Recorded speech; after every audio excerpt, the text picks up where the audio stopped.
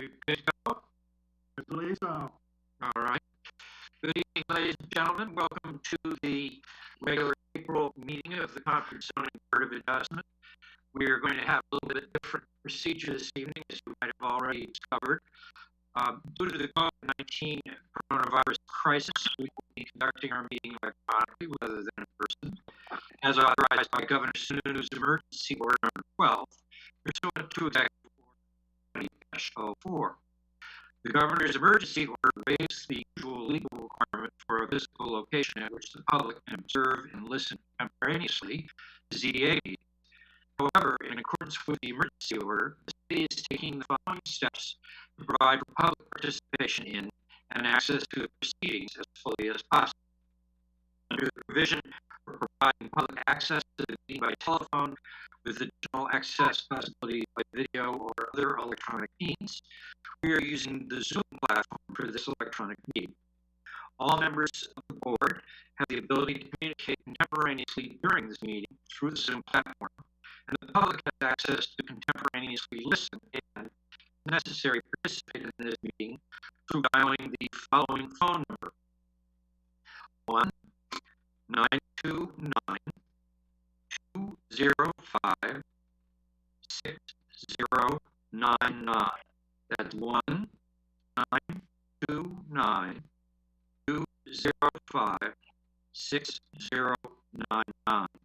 And there's a password header, which is 470-241-268. That was 470-241-268. Or you can enter by clicking on the following website address, which is zoom.us/j/us/j470-241-268. It was zoom.us/j/470-241-268. We are also, under the Governor's order, providing public notice of the necessary information for accessing the meeting. The city has given notice to the public of how to access the meeting using Zoom, and you can find detailed instructions on how to participate on the City of Concord's website at concordnh.gov/336/zoning. That's concordnh.gov/336/zoning. We're also required to provide a mechanism for the public to alert the public body during the meeting if there are problems with access. If anybody has a problem, please call 603-230-3646. That was 603-230-3646, or email at code@concordnh.gov. We will adjourn the meeting if the public is unable to access the meeting. In the event that any member of the public is unable to access the meeting during cases in which they have interest, please call 603-230-3646 or email code@concordnh.gov as soon as possible. We will adjourn a hearing and reschedule it for the time that will allow all to participate. Please note that all votes will be taken during this meeting by a roll call vote. Start the meeting by taking a roll call of the attendance of the board members. When each member states their presence, also please state whether there is anyone in the room with you during this meeting, which is required under the right to know law. Okay, folks, log in. All right, Nick Walter, Concord, and I have no one in the meeting with me. Jim Monahan, I am also alone in my office. Laura Scott, I am alone in my house. Andrew Winters, I am alone in my reader's office. Laura Spector Morgan, I am in my house, and other than my cat, no one is in the room with me. Greg Walker, I'm in my office and alone. Rose? Rose Fife. I am in my office and alone. Carly, I'm also in my office and I'm myself. We will follow our usual procedure this evening, other than the part we've already discussed concerning the video. We will go through the agenda in the order in which the cases appear. We will first ask the appellant to give us any information that he or she would like us to know about their appeal. We will then ask the appellant to stand by while we solicit testimony from anyone who is in favor of the appeal from the public and anyone who is opposed to the appeal from the public. After that, we will check in with Mr. Walker and Ms. Fife concerning input from code enforcement. And then if any testimony has come forward that seems to bear factual clarification, the appellant will have the opportunity to offer that clarification, not new arguments, prior to our closing the public testimony portion of the hearing. Under most circumstances, the board will consider and act on each case before moving on to the next one. The first case this evening is case 0820, Andrew Bluen. Is Mr. Bluen available? Or if anyone speaking for him? Andrew Bluen should be able to speak. Aaron Bluen, AA. Aaron Bluen. Yep. I'm sorry, I misread it. I do apologize. No problem. All right, this case was recessed from March 4th, 2020. The applicant wishes to expand an existing residence, remove an existing garage, and rebuild a garage in a new location and requests the following: a variance to the table of dimensional regulations to permit an addition to the dwelling unit with the closest point from the side setback being 13.4 feet plus or minus, where a building setback of 40 feet is required. A variance to the table of dimensional regulations to permit an addition to the dwelling unit with the closest point from the front property line being 32 feet plus or minus, where a building setback of 50 feet is required. This would be for a property located at 145 Silk Farm Road in an RO residential open space zoning district. Mr. Bluen, we have visited with you before, as you know. Yep. But we understand that you've refined the information on your plot plan, and so what we're going to do is start from the top. Why don't you walk us through your plan and why you believe that the variances are appropriate? So on the plan that you guys have, it shows the garage, which is where I think we kind of got very confused in our last meeting. We're completely ignoring the garage. That is not part of this variance. I apologize. I don't understand all of the, when I'm reading what Craig sends out. So the garage is nothing. All we're discussing is the addition to the house, converting. After numerous conversations with Dario, the building inspector, him and I went back and forth many times trying to find some kind of alternative where we can not do a new construction, but the garage does not have sufficient foundation to turn it into a livable space. And the house is only 800 square feet with 2 kids and a wife. It's getting a little tight. So what we're trying to do is, we're actually going to come further away from where the current garage is. And all we really are doing is just connecting that current structure, but we have to do it on a new build. So I'm not actually changing anything that's already there. And it'll allow me to do some other things to keep that the neighbors, were both at the last meeting and I have both neighbors in favor. They both are happy with the idea. Realistically, the way this property is set up, I can't, without a proper variance, there's nothing that can be done. If we look at the map, we can see I had my surveyor put in where the buildable spots of the lot are, and there's absolutely no way to connect it to the house. So when you're looking at the picture that Craig just put up, all I want to do is I want to actually take out about 8 feet of the end of the garage, so it does not protrude towards the back of the lot any further, and connect it. Just basically it would essentially be like adding 2 walls from the garage to the house.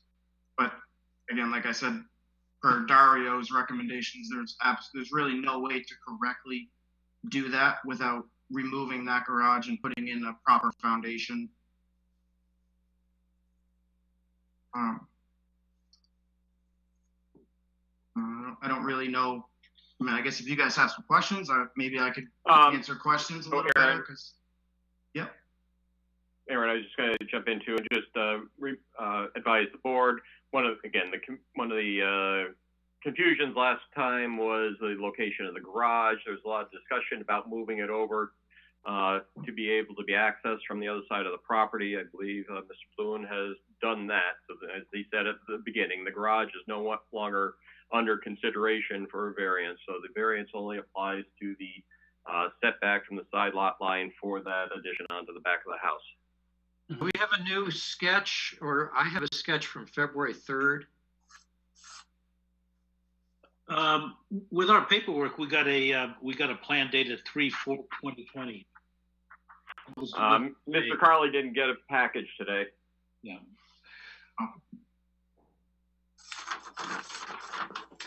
I received the updated package.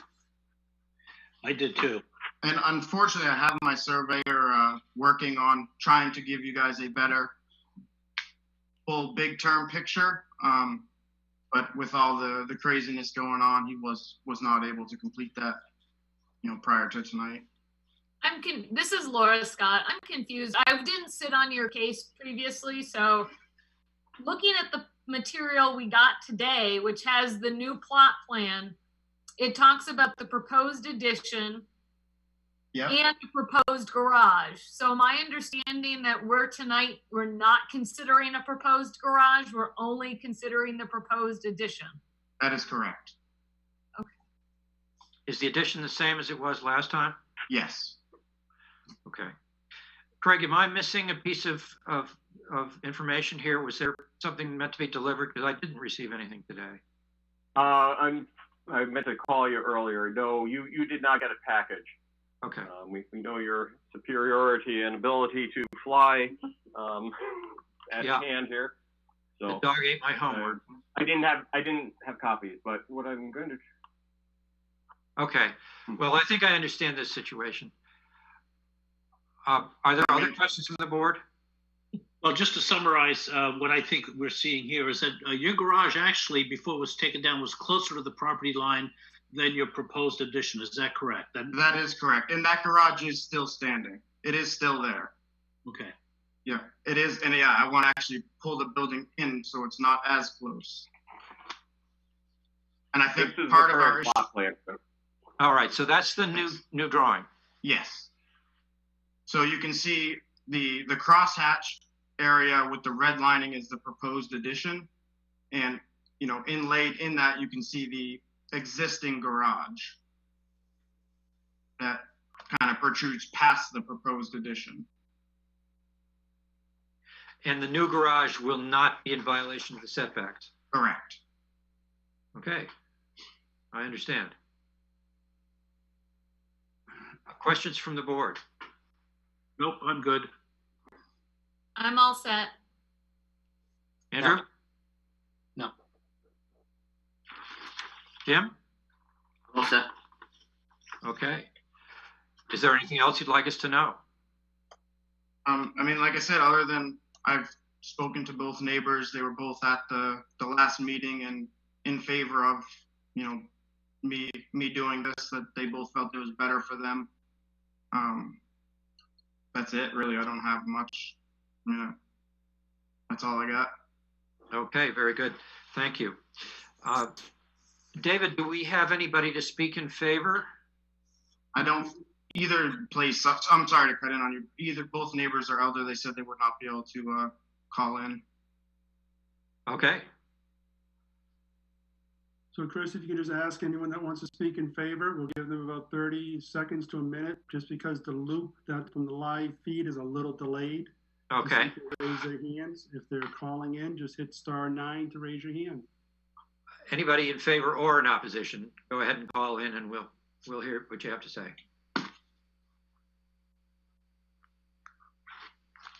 I like the artwork back there, Andrew. It's my children's playroom that I kicked them out for the next month or however long this is going to be. Well, they have bright futures draftsmen. Don't tell them that. I'm hoping for doctors or engineers. Oh. or architects. Well, they're a plastic surgeon, they'd have to draw. Yeah, right. There's been no response for anyone that wants to speak in favor. And or in opposition. Correct. Right, there's no. Any comment from code enforcement? No, I do not have anything additional to add at this point. All right. With that, we'll close the public testimony portion of the hearing. And I'll invite the board to discuss the case. We have a request for a setback variance for an addition to a small house. We heard testimony that there aren't really any good places to put this addition that don't violate the setbacks. Andrew, what do you think? I was scanning over the minutes as Mr. Bloom was speaking, and my memory, or after looking at them, is that our primary concern last time was with the garage, especially how it was going to sit sort of in the middle of the yard, which was, I think we thought, a little bit uncharacteristic.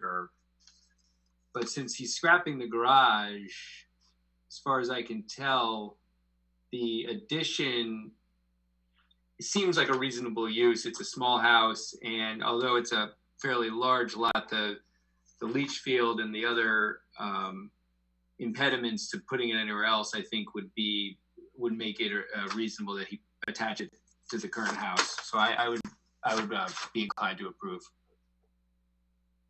Very good. Laura? Looking at the proposal, it's not creating any more of an impact to the neighbors or more of an impact to the setback. So I don't have any concerns.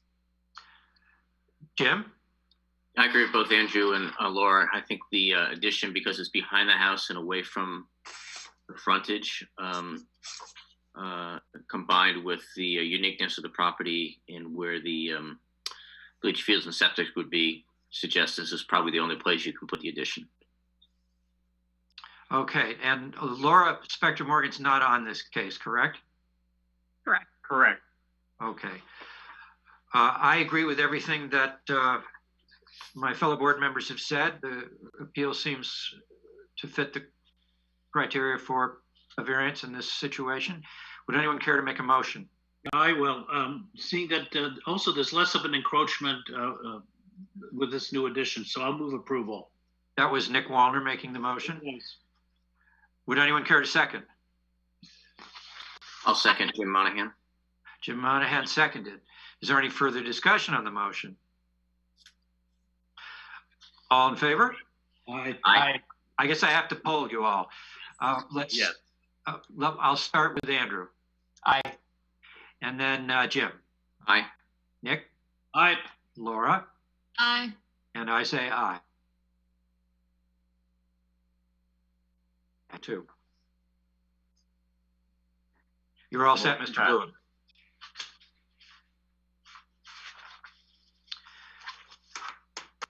That brings us to our second case this evening. In this case, I am going to step down, recuse myself from this case, and Nick Wallner will take over as chair. So, Nick, I'm going to turn it over to you. Take it away. Thank you, Mr. Chair. Case number 15-20, William and Janet Albright. Applicants request a variance to Article 28-2-4J, Table of Principal Uses, to permit personal service uses, principal use D-1, such as a hair salon, and to maintain variances granted on April 8, 1987 under case 4322-1987 to allow general office principal use F1 where such use are not allowed for property located at 314 and 316 South Street in an RN residential neighborhood district. Is either William or Janet Albrecht online or available? Yes, we are. Okay. William Albrecht is there. Well, I'd swear you in. Do you swear to tell the truth, the whole truth, and nothing but the truth? Absolutely. Can you Great. correct the address? Go ahead and tell us what you want to do, Mr. and Mrs. Albrecht. We purchased this property in roughly 2003 with the understanding that it was an office complex. During the years that we've owned the property, it's been very difficult to establish full occupancy of the two buildings. Fortunately, we have had some wonderful tenants who have come and their business progressed, they expanded, and they moved on. At this point, though, many people seem to be operating offices out of their own homes if it's a small business. And it has increased our difficulty in actually finding tenants in these two structures. Currently, we have a pain management doctor in the rear building, and he occupies an office and some visiting area with clients. And the second floor of the rear building, we have a personnel employment service business. Now, in the brick house, we have a counselor in the north corner. She occupies two offices on the second floor. And we have a tenant on the first floor, and we have recently been approached by a party who would like to open up a hair salon in the large room to the rear of the brick structure. And that room there was interest expressed in it. Now, she has to have a license to operate within that space. And the ramp that's on the side of the structure leads up to a separate entrance to that area. There's also a rear door that goes into that particular area. So it's kind of a separate room that could actually be used as a conference room. It's large enough. It has a kitchenette in it and a bathroom. So the interest by the applicant is that she would like to entertain a business and open up a hair salon there.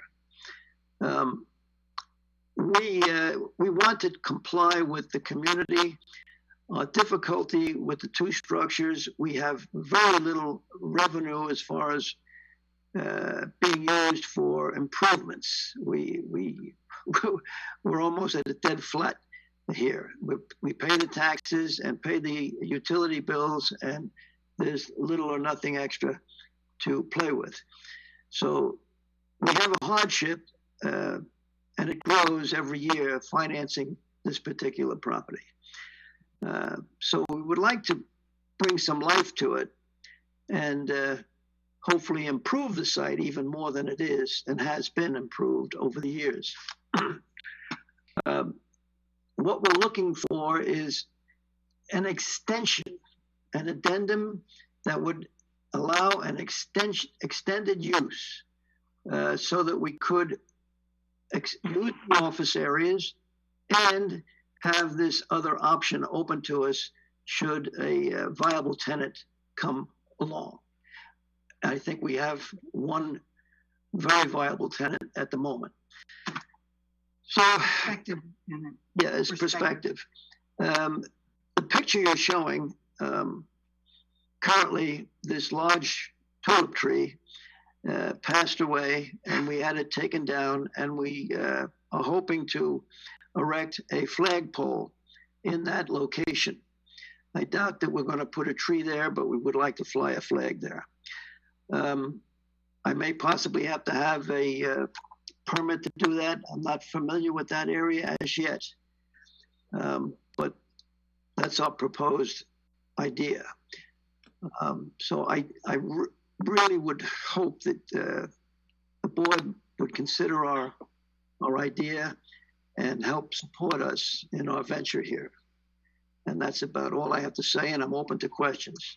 I also would like to say I appreciate you fellas and gals who are involved here, because I spent a few years myself on a Board of Adjustment and as a council person in a community that we left in New Jersey. So I know what you're up against and pretty much how things operate. And I'm open to any questions you may have for us at this point in time. Could I make a suggestion? I believe you had an incorrect address when you opened it up. It's 314, 316 South Main Street, not South Street. Yes, that is correct. Okay. There was an error in that notice that went out, but all other notices have been correctly done, and the mailings all went to the correct people. Okay. Thank you. That's Craig Walker, honey. Yeah. Mr. Albert, Yes, that's Craig Walker speaking. Yes. Go ahead, Craig. Oh, no, that's what I had to say. That we were aware that one notice that went out had the wrong address in it, but all the other notices that were sent out for notification were all correct. Everybody and everything that was posted in the newspaper and everything. It was just that one little blurb there that was not addressed correctly.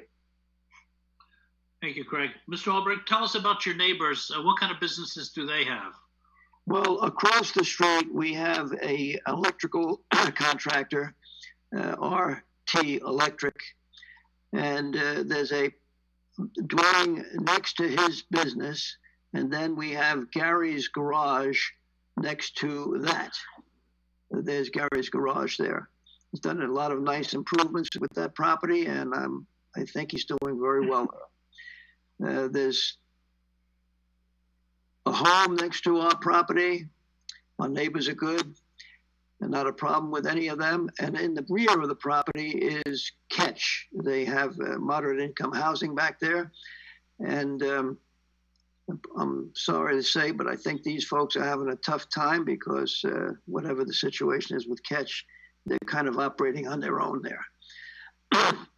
The neighbors to the north of the building are an extended piece of the Catch property, which has been unimproved, and we find we have a lot of vehicles that are kind of left there, and they have to eventually be towed away by the residents of the Catch site.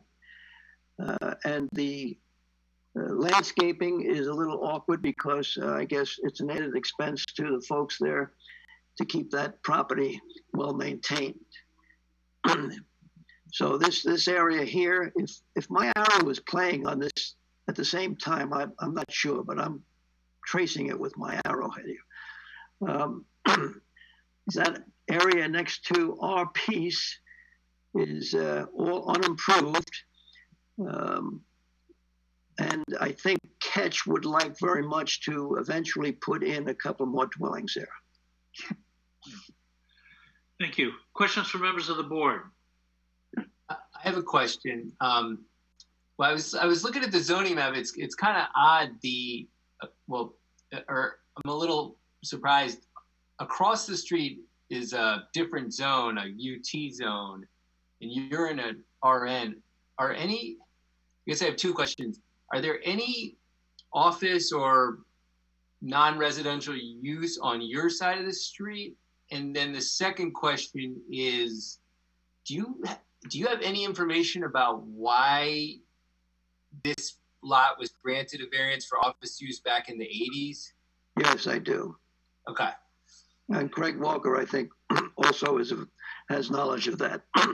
The two buildings were, this front building, the brick building, was condemned by the city back in 1985 or 86 because it was really falling apart. And the building behind it was a large garage, which was also in disarray. A contractor by the name of Arthur Bourbeau saw some interest in that piece of property, and he improved the site. And I have pictures of that. If anyone would be interested, I can make them available.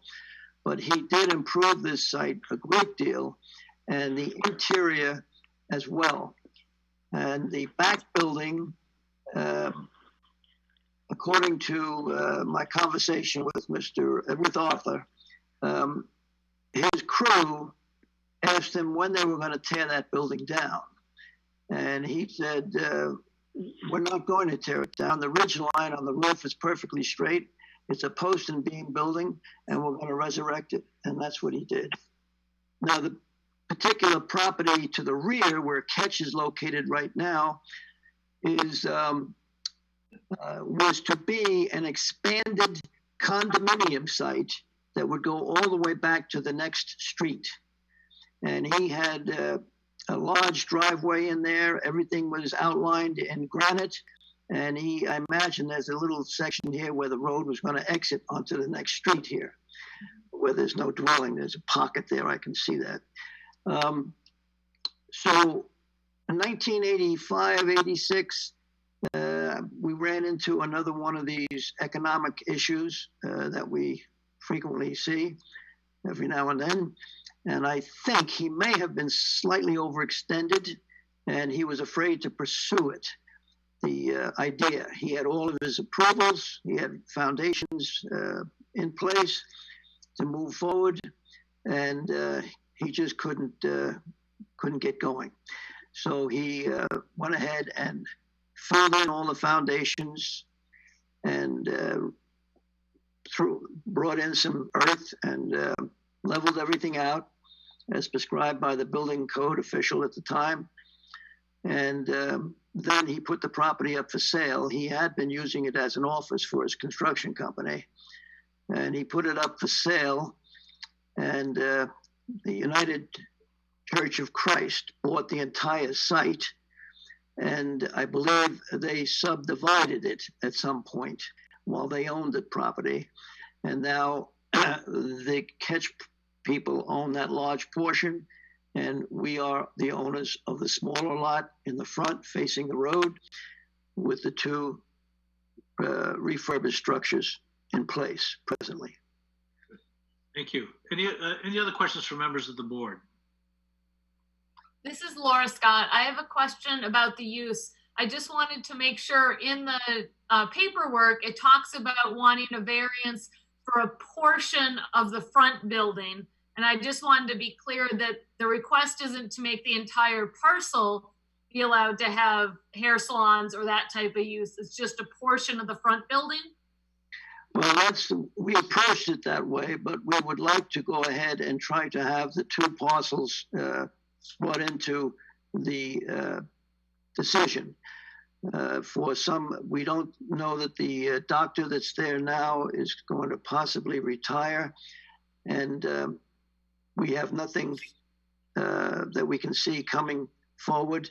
I don't know if maybe some other business would be fitting for that space, but possibly the hair salon would move to the rear of the rear building, and the other building would have office space. I don't know.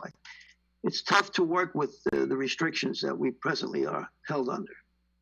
Oh, and I can understand that. I guess then my question might be to Craig about how it was exactly worded in the notice, because again, the paperwork in front of me says a portion of the front building, the rear portion of the first floor of the front building to be considered. And now I hear the applicant saying he would like the entire property to be considered for different uses. So I just wanted to make sure that we know what we're legally voting on. The notice does not make any specification to any specific portion of the property. The notice is written up to allow personal service uses in addition to the office uses, and there's no restriction on who can occupy what portions of the property. Okay. But the way it's written up, it could be converted completely to personal service uses. Okay, thank you. Any other questions for members of the board? Jim? No, I'm good. Andrew? No. Laura? I'm good. The history was very helpful. Great. Thank you, Mr. Albrecht. I've tried my best. And at this point, is there anyone who would like to speak either in favor of the application or in opposition to the application?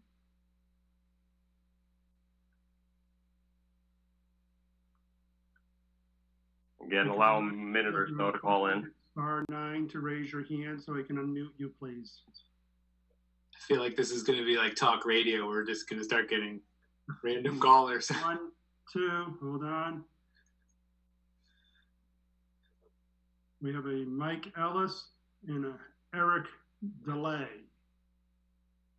Mr. Chairman. Thank you. Mr. Ellis, are you on? Yeah, I'm on. All right. Do you swear to tell the truth, the whole truth, and nothing but the truth? I do. All righty. What would you like us to know?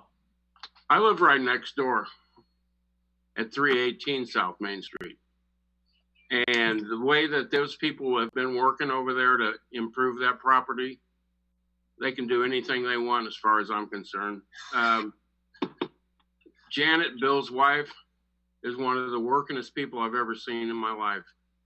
She's out there sweeping that driveway. It's immaculate 90% of the time. So I'm all for them, you know, if I have any say so, which I don't, but I'm all good with it. I live right next door and it don't bother me.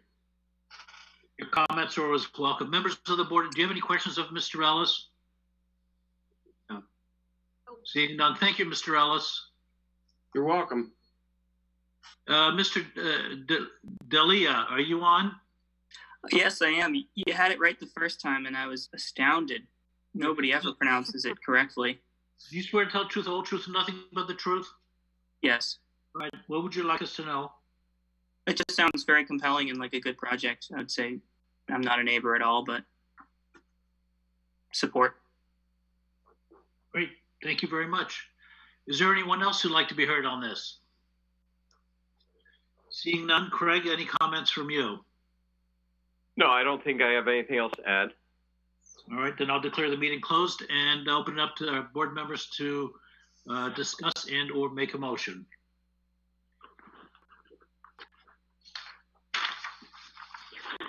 This is Laura Spector Morgan, and I think if this property was literally just about anywhere else, I would be a hard no. But given where it is and what its present use is, I think there is a hardship from its location along that commercial corridor. I don't think it's contrary to the spirit and intent or the public interest, and I would be in favor of granting the variance. Thank you. Laura Scott. No, my only concern was just whether it was a request for a specific section of the property or the whole property. I'm familiar with the site, and it is kind of out of place where it is, surrounded on one side by residential, the other side by commercial, and it's sort of a little island there.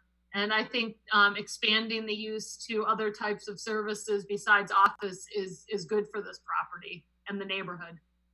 Thank you. Mr. Moynihan. Yeah, I agree with Laura. I think she captured it pretty well. Thank you. Mr. Winters.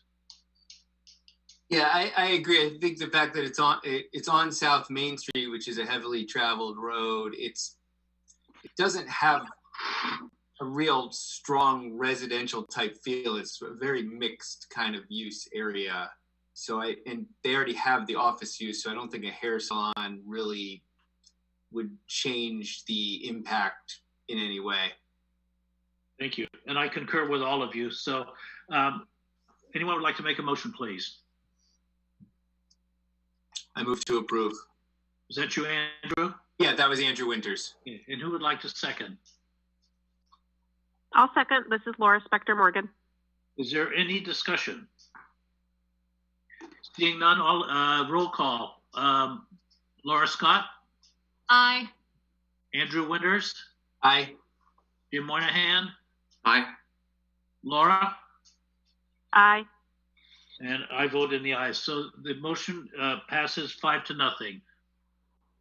Mr. Albrecht, your case has been approved. Thank you very much. And Mr. Carley, I hand the realm back to you. Thank you very much. Thanks for your. Can I say something? Just a minute, just a second. I'm sorry, Chris. Mr. Albrecht speaking. It's awkward for me with this concept that we're working with. I wish to thank all the members who spoke up in our behalf. And I thank you folks for this hearing and how you conducted it. And I appreciate so much being part of the community. Thank you. Thank you. And I thank our neighbor who noticed me out there in the parking lot and in the garden. I never realized I have a lot of eyes on me. Thank you. Thank you, guys. Wow. Laura, thank you very much. I'm going to step off. Thank you all. Have a good night, Laura. Thank you. You too. Bye-bye. Okay, we're ready for the next case? I am. Okay. So the next case is case 16-20, Kim Dean. The applicant requests an equitable waiver of dimensional regulations in accordance with RSA 674-33A to grant legal status to a bluff buffer encroachment for the portion of the house and garage that encroaches into the 50-foot bluff buffer protection zone, as shown on the survey plan prepared by Meridian Land Services for Kim Dean and dated December 10th, 2019. A rear setback encroachment with the closest point of the building being 22.4 feet plus or minus from the rear property line where a 50-foot encroachment is required. For property located at 147 Elm Street in a lot transacted by an RM residential medium density district and RO residential open space district boundary. Ms. Dean, are you present? I am. Would you like to fill us in on why, before you start, I'll just remind the board members that this is an equitable waiver and not a variance or a special exception. And has everyone had a chance to look over the notes on the difference between an equitable waiver and other things in life? Yes. Yes. Okay. Yes. Super. Thank you.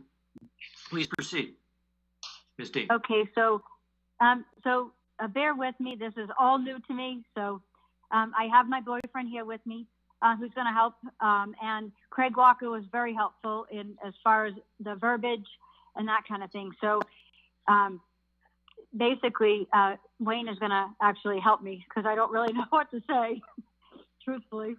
Why don't you just tell us what happened?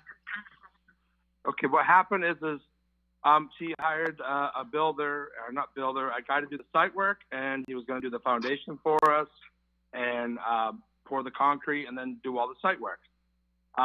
We had Meridian come down and they made a plot plan, and I actually came out before and measured where the two site pins were, and all the measurements were according to plan. And then the guy that we had do it obviously must have mismeasured, because we didn't know anything about it until the bank came and said, hey, you guys are too far over. But by that point, the foundation was poured, the house was set, and everything, she was living in it. The bank had come and said, hey, you guys are too close to the property line, and we didn't even really notice until everything was all said and done. And we tried to ask him to come here to help us out with how this happened, and he would not do it. When you say the bank, you mean the bank who lent the money for the construction? Yes, they came and actually did their own survey, and then they sent me a letter stating that it was not according to the original plot plan. Oh, so the bank approved the plot plan before you started, but your construction company put it on the wrong spot. He did, correct. Basically what he did is where the front of the septic should have been, or vice versa, he moved it over 25 feet too close to the property line, which we didn't even know. He put the front of the septic, I guess, where the back should have been, or the back where the front should have been. You know what I'm saying? So it slid the whole house too close to the property line. So you're not into We didn't know until after. So you're. Got it. Okay. Yeah, Plus I the think it's where he put the front where the back should have been, so it would have shifted the whole property closer to our other neighbor than the person that she bought the property from, because he divided this land off and sold it to us, or to her. So again, and when the bank came out to do their final measurements before wrapping up the construction loan, they were like, "Hey, by the way," and they sent her a letter, and she has since had another plot plan redone, which she has submitted by Meridian again. So that's basically where we're at. We didn't know until the whole place is said and done and she was living in it. And this all happened last year sometime? Yes, sir.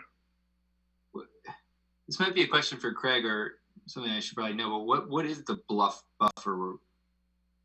What is that a part of, is that a setback or what is that? That's what we were wondering as well. It's a protective buffer at the top and the bottom of a bluff. It extends 50 feet from the top of the bluff. So in this picture here, this is the top of the bluff around these contours. So it'd be a 50-foot buffer along that to protect the bluff from unnecessary or extensive erosion and such like that. Okay. So there's on their it's not an issue that they're on someone else's property or in the setback. There, it's just it's an environmental issue. Correct. It's a protective issue for the buffer there. And a little closer to the rear setback there too. So.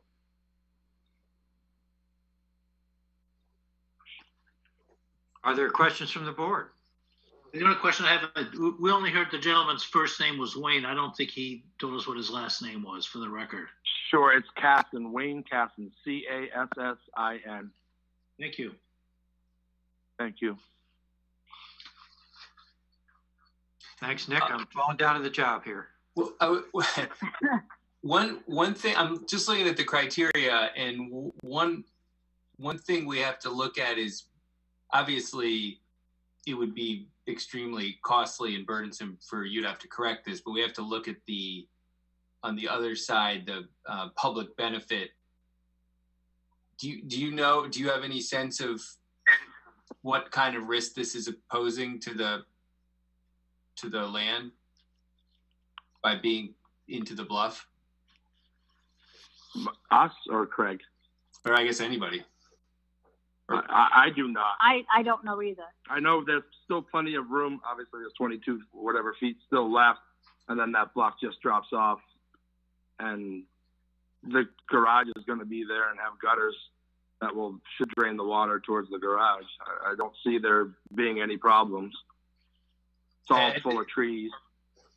Has anybody other than the bank questioned that this is going to cause a problem for the environment? For the land? No.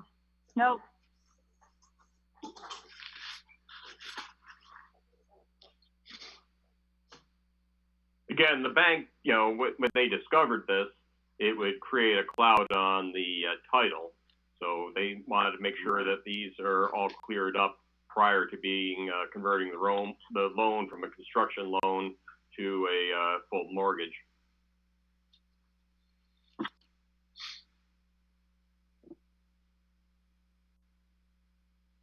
Any other questions from the board? I'm good. Laura? I had one other question, Chris. Yes. Oh, please, Joe. Would the consequence of not granting the variance also require some change to the septic system or just a relocation of the buildings?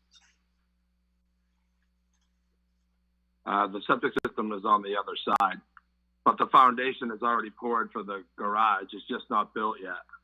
Mm-hmm. Okay. Other questions from the board? Everybody good? Very good. Thank you, Ms. Dean. Thank you. You're welcome. Do we have anyone who wishes to be heard either in favor or in opposition to this appeal? I don't see any blue hands. No, just give them a couple minutes and *9 will raise your hand if you're on a dial-in only. We should have a little easy listening music to play while this part of the show is going on. I can sing, but you wouldn't like that. Why don't we save that for after the show? Yes, sir. I see no request, Mr. Chairman.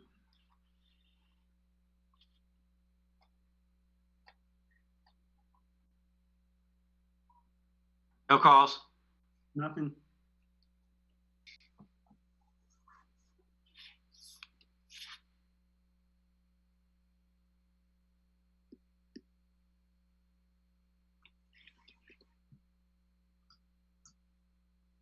Anything from code enforcement? Just to say that, the first that this was brought to our attention was by the applicant, Kim Dean, after she received the notice from the bank that there appeared to be an issue there, and she called me to assist with what the problem really was and what she needed to do. But that's all I have to say. Thank you. Having no one holding up his hand for or against, I'll declare the public testimony portion of the hearing closed. We have a request for an equitable waiver. We heard testimony that the building was placed in error too close to the edge of the bluff, and the error was discovered later by the bank when they did a final survey. Nick, what are your thoughts on this? Well, this is an equitable waiver, and traditionally in the past we've been pretty open-minded about this. Since the encroachment really is to the rear and not on the street side, I see little or no impact to that area, just the bluff issue, I guess. I really don't have any issues with this request. Very good. Jim? Yeah, I agree with Nick. I mean, it certainly seems to meet the test of why we're given the authority to grant equitable waivers. Laura? My issues with equitable waivers are usually not with the applicant. It's how did it get to the point that an entire house is built in the wrong spot when, in theory, they did everything right by pulling permits and hiring professionals, and not till the end when someone finds it. So in this case, it's not their fault. They did everything the right way. And it wasn't until the end that the bank found the issue and they came to resolve it. So I have no problems with this case. Andrew? Yeah, I agree with all that. And I just add that the bluff buffer seems to be in place to protect the environment. And we haven't heard any testimony of this particular encroachment is going to risk any problem with the bluff. So, absent that, it obviously would be an extreme cost and burden for them to move it. There's no reason they would have done this on, intentionally or in bad faith. It obviously was an honest mistake. So I agree. I don't disagree with anything that my colleagues have said. I think this fits pretty neatly into the requirements for an equitable waiver. Would anyone care to make a motion? Move approval. That was Nick. Yes, it was. Second? I'll second it. It's Laura. Laura seconded. Is there any further discussion? All right, we'll call for a vote, starting with Andrew. Aye. And Laura. Aye. Jim? Aye. Nick? Aye. And I vote aye. That's Chris Carley. The equitable waiver is granted. You're all set. Thank you very much. You're welcome. And thank you, Craig, for all your help. I appreciate it. You're very welcome. Thank you. Next case this evening is case 19-20, Michael Goff, The applicant wishes to expand a single-family dwelling and build a 20-foot by 20-foot plus or minus addition onto the rear of the existing structure and requests the following. A variance to the Article 28.4-1H Table of Dimensional Regulations to allow a rear setback at the closest point of 6 foot 2 inches plus or minus, where a rear setback of 50 feet is required. A variance to Article 28.4.1H, the Table of Dimensional Regulations, to allow a side setback from the easterly lot line of 35 feet plus or minus, where a side setback of 40 feet is required. And a variance to Article 28.4-1H, the Table of Dimensional Regulations, to allow a total lot coverage of 12.8% plus or minus, where a maximum lot coverage of 10% is allowed. All of this, were it granted, would take place at 317 Clinton Street in an RO residential open space district. Is Mr. Goff present? Yes, sir. I'm present. Would you, do you swear to tell the truth and nothing but the truth? Yes, sir. Would you fill us in on why you believe the variances are appropriate? Yes. So what we're trying to do is put the addition on the back of the house, mainly due to the fact that how the property and structures is set up, we wouldn't meet the setbacks on the west, east, or south sides, and unfortunately on the north, south, and east sides. On the western side is where my leach field is. So we're kind of limited to put the addition towards the back of the house. Back of the property. The area, as you can see, is surrounded by farmland and woods, forest. We are pretty close with our neighbors. We were actually looking to move last summer to sell the house and move to something bigger due to our growing family. The house is less than 1,000 square feet, and it's getting pretty tight. But our neighbors actually convinced us to stay and have suggested to build an addition. So we kind of looked into that possibility, and that's the route we decided to go due to the fact that we love living in Concord. The 305 and 311 Clinton Street, as I said before, are farmland. 311 is actually much like our piece of property. It's positioned and structured much like ours, where if they had to do what we were doing, they'd probably be in the same situation, having to request a variance. If we build this addition, it's not going to obstruct anyone else's property. It will not impede any emergency services or anything like that. My neighbor at 321 actually owns the house but lives in Allenstown. He rents the home. I tried to reach him to talk to him about it, but I wasn't able to. But he actually, in the past, we've talked about expanding our properties both, and he was in favor.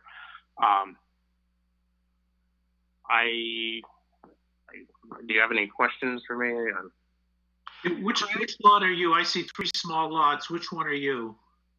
I am the second one down from the large one. Yes, that one there. So you're in the middle. 317. Okay, I see it. Thank you. Correct. And so I think you mentioned this, but I was still getting my bearings. What's the status of 305, the lot that you would be setting back into? Is that, it looks like it's mostly 305. It's all farm and forest. Is there any structure with that lot? Yes, they have a house that sits way up on the hill. It's quite a ways away from our house. If you could pull, yeah. So as you can see, there's a house. It's like a circular driveway. Theirs is the larger piece of property. Yes, that one. And the house sits quite a ways away from ours. Craig? Yes.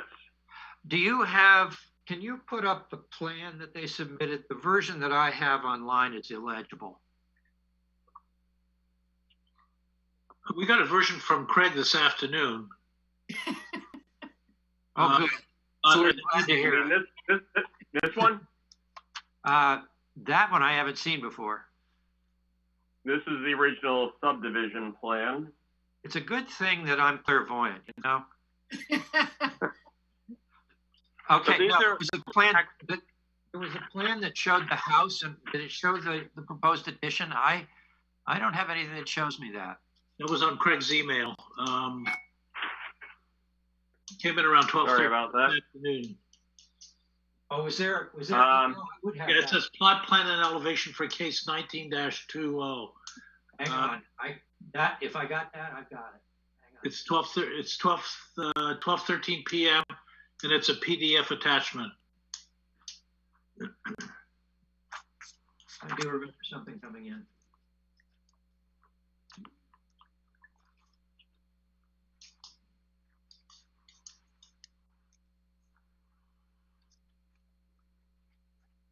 When was the south elevation? Yes. Yeah. Okay, I got it. I've caught up with the rest of the class. Thank you. We just need much So more. if I could add, I'm sorry. If I could add, the addition actually the height of it will actually sit lower than the existing home, making it, not super visible from the road, if that matters at all. It's kind of going to be hidden to the back of the house. And I see a garage that's right on your property line. Is that correct? That is correct. I think you mentioned this when you first started speaking, but can you just say again real quick why it wouldn't be practical to add on to the west? Yes. So the western side of it is where my leach field sits, which takes up a better part of my piece of property. It's the the septic tank and the leach field, and it just wouldn't without totally redesign. Actually, I don't even know that you could redesign it. Yes, as you can see in this, where it's a little bit elevated beyond those bushes, that's all my septic, and it goes all the way back towards that shed, which is pretty much like 2/3 of my property.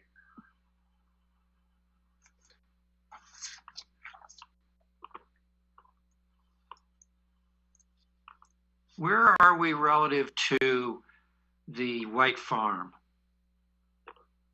White Way Farm? up the street from there. Yeah, Waits Farm is past 89 the other way. Oh, I see. Oh, you're past the SPCA, you got Turtle Pond across the way Correct. there. Yeah. Correct. It's Turkey Or Farm. not Turtle Pond, I'm sorry.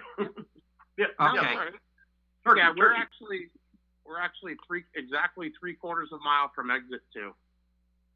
Yeah, I see where you are. Yep.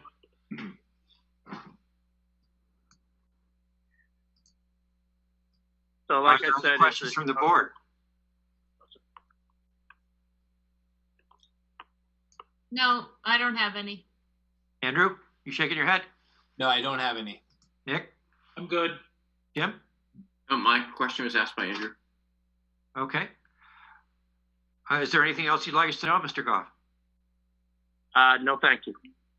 Thank you very much. Do we have anyone who wishes to be heard in favor or in opposition? I don't see any hands yet. We'll wait a few minutes.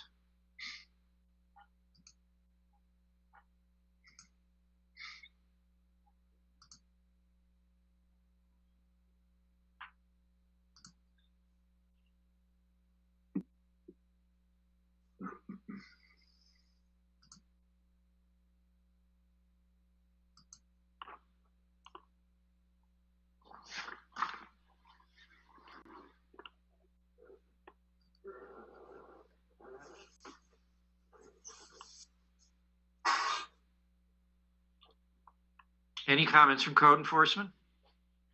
No, I don't have anything to add. With that, we'll declare the public testimony portion of the hearing closed.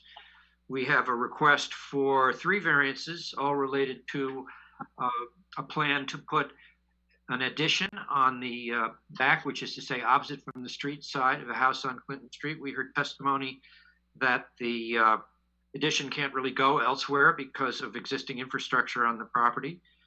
And we also heard testimony that the abutting property is essentially agricultural and forest. Andrew, what do you think? Well, I think it's a reasonable use. I mean, they have a small structure, and it's not unreasonable to want to have more space in that particular zone or in that area. And although it's into the setback, it's the actual effect is really minimal because it's going into forest land that is unlikely to ever be developed. So I'd move to approve. Very good. Nick, what do you think? Well, I agree, and I think you look at the criteria, and I think certainly substantial justice would be done by this. I certainly don't think it's going to affect the property values in surrounding area. I think the uniqueness of the property is that where the location of the house is, and frankly, the attached addition encroachment on the rear boundary is less so than the garage that's already existing. So I'm inclined to agree with Andrew and support the application. Jim? Yeah, I think the rear setback is pretty tight to the lot line, but as somebody's already observed, it abuts I don't know if it's forest or farmlands, and there's no objection from the abutter, so I'm comfortable with it. And Laura? I have nothing else to add. It's all been said. I agree. I think it has. Would anyone care to make a motion? I move to approve. Andrew Winters. That was Andrew Winters. All three variances? Yes. Is there anyone who'd like to second? I'll second. Jim Monahan. Seconded by Mr. Monahan. Any discussion on the motion? All in favor? I guess I forget we have to say who's who. Andrew? As to all three? Aye. Aye. Jim? Jim Monahan, aye for all three. Nick? Aye on all three. And Laura? Yes on all three. And I also vote aye on all three. Mr. Goff, you're all set. Your variances have been granted. Thank you very much to all of you. And Craig, thank you for your help with the application. Much appreciated.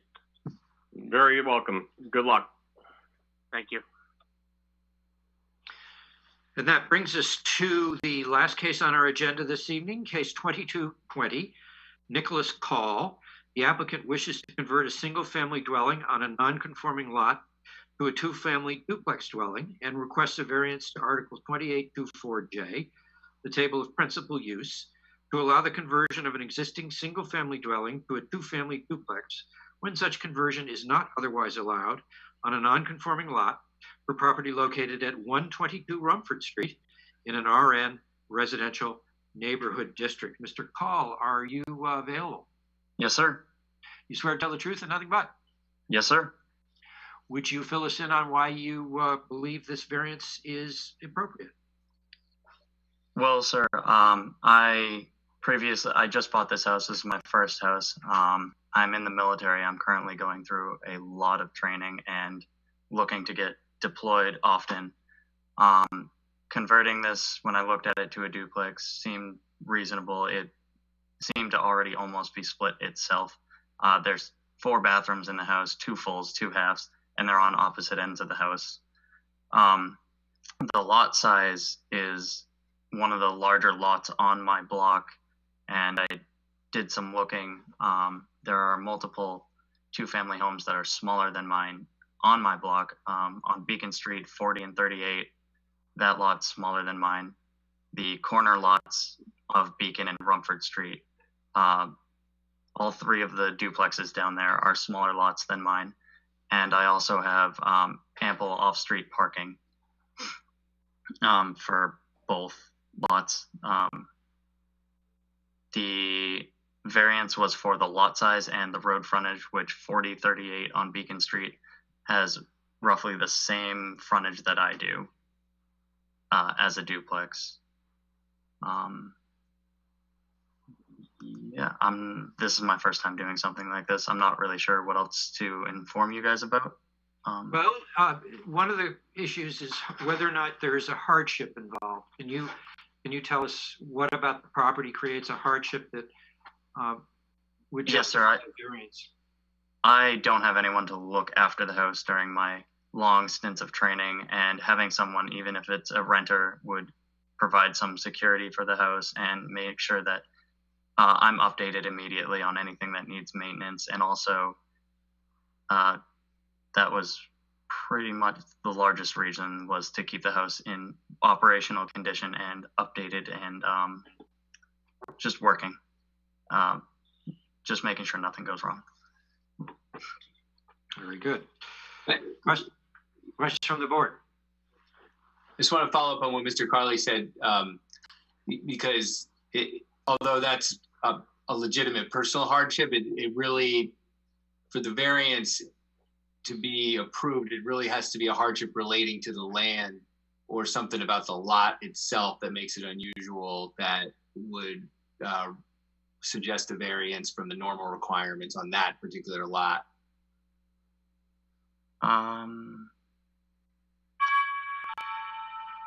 Sorry about that. I'm trying to figure out what exactly I can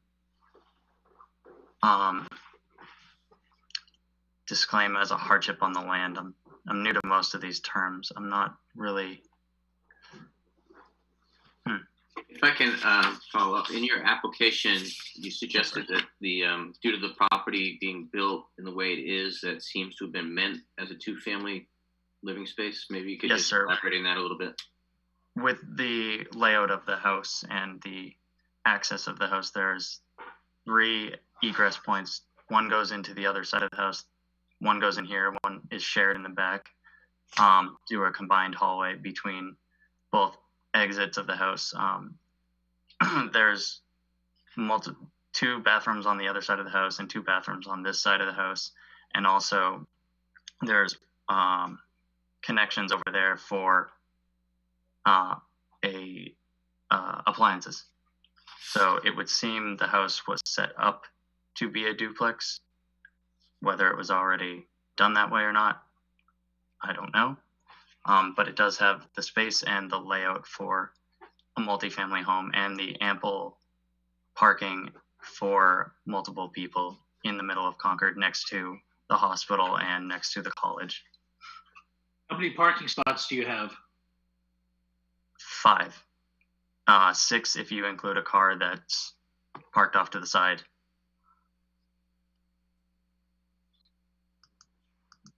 We have a 2-car garage. On either side of the garage, there's space for parking, and then you can put 2 cars between the garage and the house. Greg, which one is it? I can't. Which one are we looking at? 122, ma'am. Okay, thank you. Yes, ma'am. Other questions from the board? I have a question for Craig, if that's okay to ask that now. You bet. So, Craig, I know, I feel like we get these a lot and I should know, but so in this is RN district, so a multifamily is attached, I'm sorry, a 2-family is permitted. Why does he need the variance? Because it's permitted, although the lot size is not enough? Is that it? Correct, yes. To avoid overcrowding of the land, we do regulate the number of units that could be, or the density on the property based on the lot frontage and the lot area. And so it's non-conforming. I believe it does conform with the minimum lot size. It's the frontage here that it does not conform with. How far, what's the frontage requirement and what does he have? You know? Yep, just give me a second. I was looking at the code, but you probably... I think, isn't it in the notice? Let me look. No. But anyway, he's got about 47, maybe 50 feet of frontage. In the RN district, 80 feet would be the minimum required. Okay, so he's well short.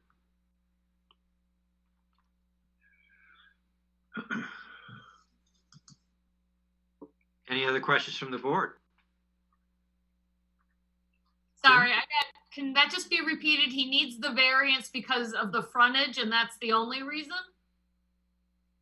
Right. I think he meets For a conversion of an existing house in the RN district, you need to meet the minimum lot size for the district and the minimum frontage for the district.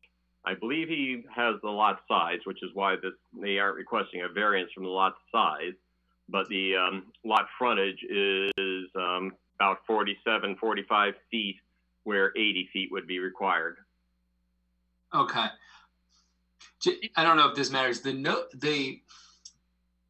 The agenda says variance article 2824J, but I think it's but then the actual application says 2841H.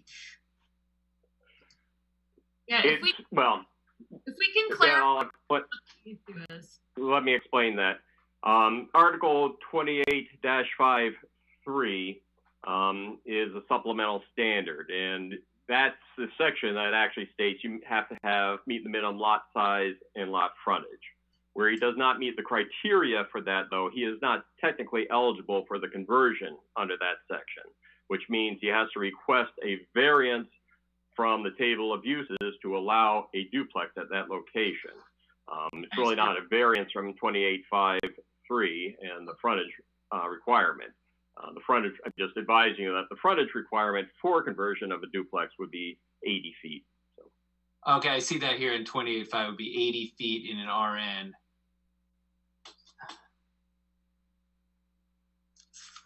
Do you know Mr. Call how much frontage you have?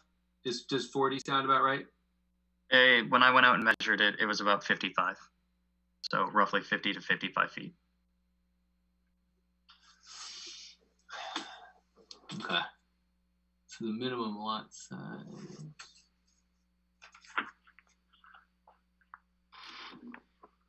So you've got. So actually, it looks like you're short on the lot size too, because if I'm reading this right, you need to have 10,000. Am I reading that right, Craig? And you?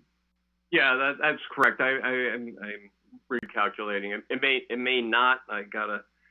As I said, the variance is actually to the table of uses, not to that section. So that's why it's not listed that way. Yeah, because I think he's a little bit. If I'm reading it right, someone correct me if I am. If I'm not. Actually, no, you're correct, Andrew. Based on the assessor's data, he's got about 8,062 square feet. And he would need 10 technically. Correct. Yes. Okay. If he qualified for that provision. Well, I'm assuming he also would. He would also need the setbacks. He probably wouldn't meet those either. On an existing building, it would be grandfathered in. Oh, okay. Other questions from the board? Just Jeff, this do you is have Laura. any questions?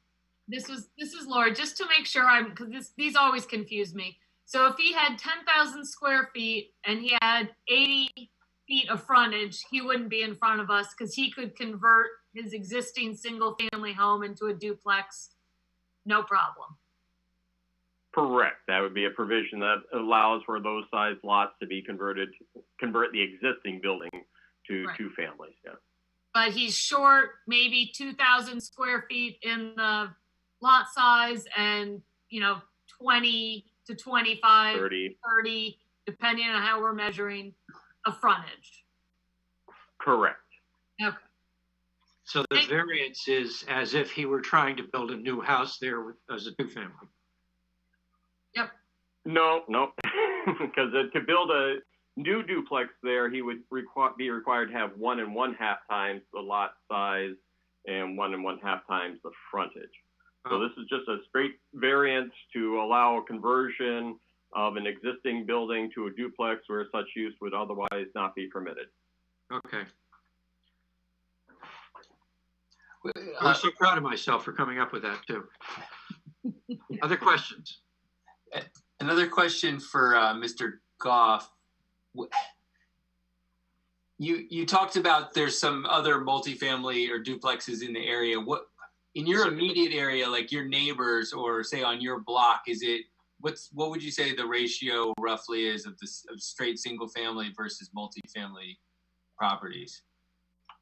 There is on my block, I want to say about 5 to 6 multifamily homes. At least as an attachment, there is a part of the application. There is a map that designates all the surrounding properties that have 2 families. Oh, yes, here it is. Thank you, Nick. Yes, sir. It also shows the lot sizes of each one. Oh, wow. Yeah, that's handy. Okay.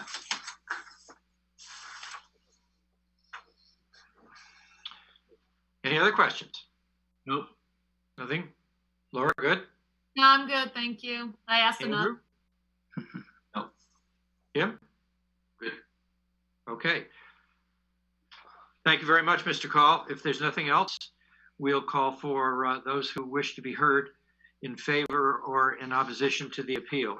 And while we're waiting for those cards to come in, I do have a letter here, which I will read into the record. This is from Colleen and Douglas Schwartz of 97 Rumford Street. And they wish to offer some observations on the subject of your appeal. They indicate that they say Mr. Call claims his property is built in a way that was meant for 2-family living space.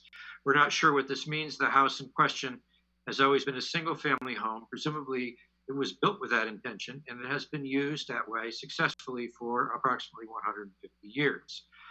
Mr. Call claims his property is equal to, if not larger than, 2 families in the area. There are indeed a couple of 2-family dwellings on this block of Rumford Street. Our impression is that both of these properties have more frontage than Mr. Call's. We are very familiar with the property abutting our own at 95 Rumford Street, which is much larger than Mr. Call's house and has 2 driveways. We wonder if either of these 2 properties required variances in order to convert from single-family homes to duplexes. If they did, Mr. Call may have a point, but if they did not, then he's being treated no differently than other property owners and cannot reasonably claim hardship. Mr. Call also claims that granting him a variance will result in substantial justice because it would allow his home to be used and cared for during his long periods of absence with the military. We appreciate Mr. Call's service and understand why he might wish to own a duplex given his circumstances. However, Mr. Hall chose to purchase a single-family home and knew or should have known that he could not convert it to a duplex under existing zoning laws.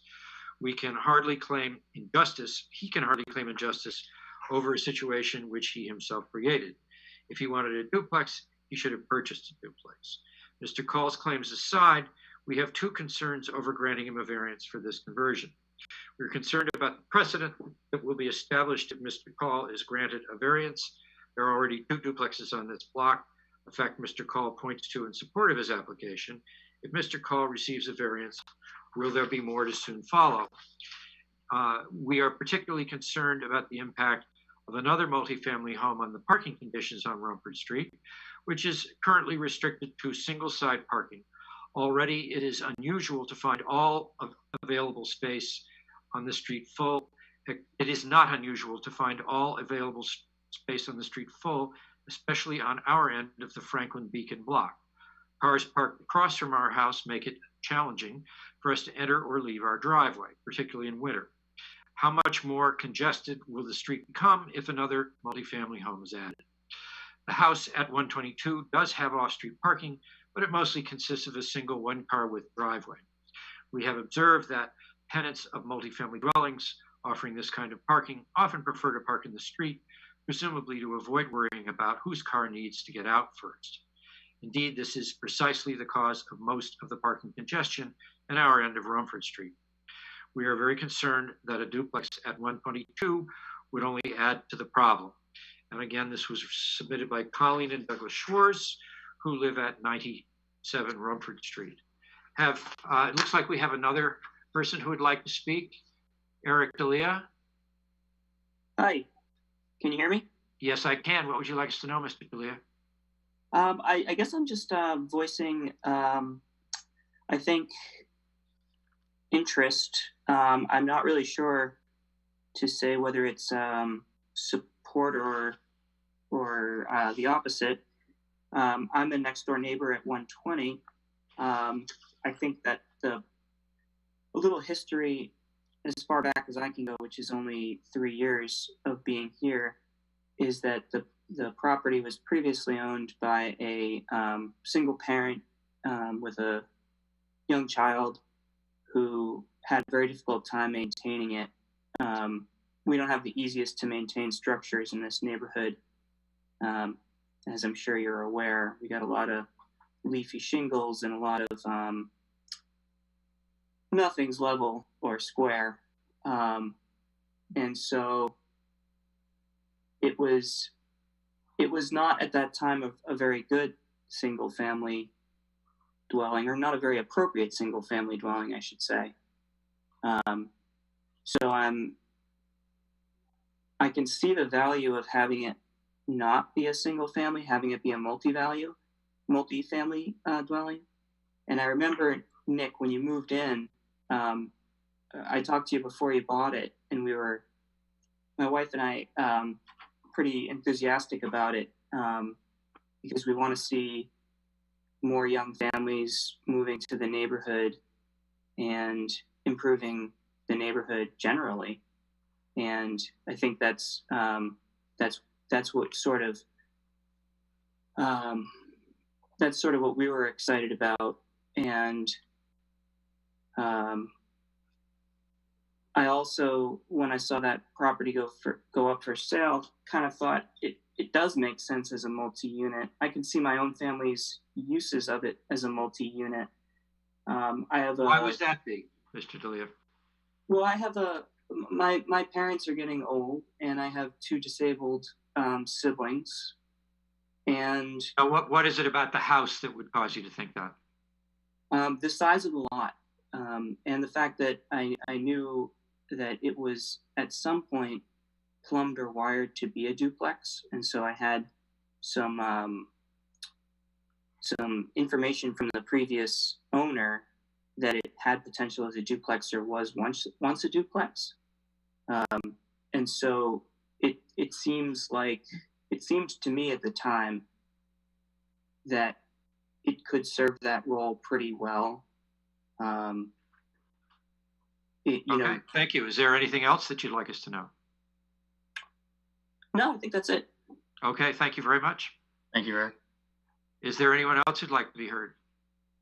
Doesn't look it. I see no hands raised. Craig, any comments from code enforcement? I have nothing additional to add unless you have specific questions. Okay. Mr. Call, did you have any factual clarification that you'd like to offer in response to anything you've heard?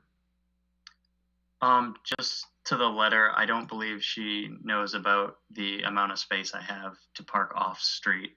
I know that the previous tenant, or maybe even someone, or the previous owner, or maybe someone before that, had used the space in between the house and the garage as kind of a flower bed. And I moved all that out of the way, and there's pavement there for parking. So I moved that out of the way, which opened up 2 additional spaces easily. And then as Eric mentioned, when she said she didn't understand about the house being set up that way, like he had mentioned, I saw all the same things the prior owner saw for it being set up to be a potential duplex. Thank you very much. Yes, sir.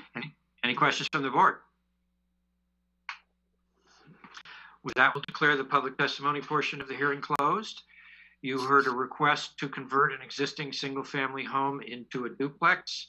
There was testimony that there had been some work done at some point on the house that suggested that it might have been planned as a duplex somewhere along the line, although we also heard testimony that it never has actually been one. And we heard testimony that the appellant would like to be able to have a neighbor to look after the house when he's not available. Discussion. Nick, what do you think? Well, I did hear hardship arguments from the applicant. Here's what I heard. I heard that the width of his lot is similar to other widths of lots in that area. I heard that there were other buildings in the area that were duplexes that are substantially smaller. I heard that he has one of the larger lot sizes, so I'm inclined to be persuaded that there is indeed a hardship that he's being denied reasonable use of allowing to have a duplex on that property. Laura? Looking at the size of the property and my concern was originally about parking, but it looks like there is enough parking on that property that it wouldn't have to be on the street. Although I sympathize and thank the applicant for his service to our country, having someone look over a property when he's not here is not part of my rationale. You can get a roommate for that. You don't need a duplex. So I just want to make it clear that that's not entering into my consideration. But I always have a hard time with these because if he just had a little more frontage or just a little more land, an existing structure could become a duplex and not even have to come see us. So I'm torn, but leaning towards approval because there is enough parking. That was my major concern of where if it would create the hardship on the property or off the property, people parking in the street. Andrew? I'm having a hard time seeing the hardship. I'm also kind of torn. I think this is kind of a tough location in the city to grapple with these because there's a lot of single family and multi, and characteristics of the neighborhood seem like they're a little bit of a conflict. I mean, he's close. Well, he's not that close on the frontage. I mean, his lot is.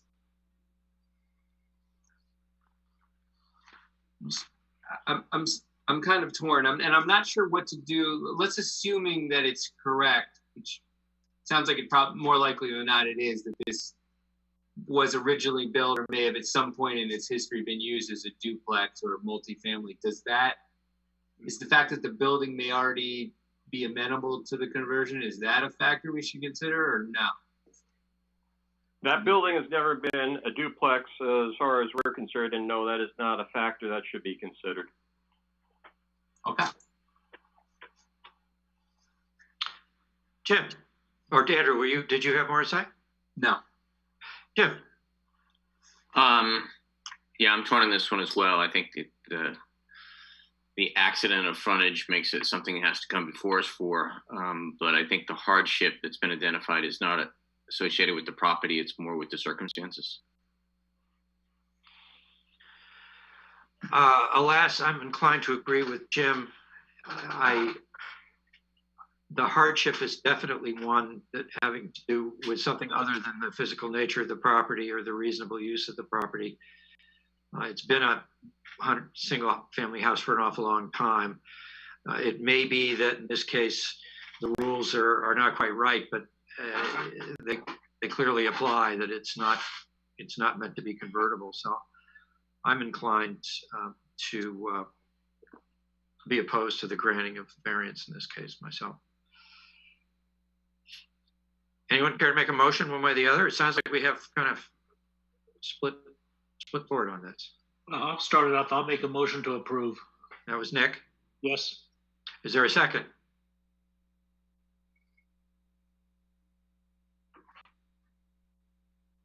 I'm not hearing a second. For lack of a second, the motion fails. Do I hear a counter motion? I have to move to deny, and I'd also would echo what Laura said, that thank the applicant for his service, especially in these sort of uncertain times. We really appreciate it, but unfortunately, I just don't see that. I just don't see the hardship here. That was Andrew, seconding the motion. Is there any discussion on the motion? All right, poll the board, starting with Andrew. That was a motion to deny by Winters, but there was no second. This is Rose. Oh, I'm sorry. I thought Andrew was seconding. I'll second Jim Monahan. Jim Monahan seconded. And I'll rejoin the meeting. Okay, so we will now, thank you, Rose, for rescuing me from procedural blunder. I'm here for you. I appreciate that. Yeah, I appreciate that. Where was I? I'm calling for a vote. The first one on my list, and the list keeps changing, is Jim. Jim, how do you vote? Vote yes. Nick? No. Andrew? Aye. Laura? Yes. And I vote aye. The vote is 4-1 with Mr. Wallner in the minority. The variance is denied. And that concludes the regular business tonight. Do I hear a motion to approve the minutes from last month's meeting? So moved. Nick moved. Anyone second? I second. Andrew seconded. All in favor? Aye. Anyone opposed? I'm going to abstain. I wasn't at the last meeting. Okay, thank you. Craig, any other business to come before us? No, I think we've done amazingly well handling the load that we had tonight. I don't want to add any more business to this meeting, so. You're a good person. Thank you. Dave, yeah, I'd say And also Dave. thanks Greg, very much to Dave. Yeah, you did a Yes, great thank job. Thank you guys for putting this together like this. Yeah, it must Are have we been gonna have a hell of motion work. to adjourn? and- I'll Move make to adjourn. Jim Monahan. Okay, a motion to adjourn. Is there a second? Aye. All right, let's turn out the lights. Thank you very much, everyone. Thank you Bye, all. guys. Stay safe. Have a good night. Go home, drive safe, and have a good night. Bye.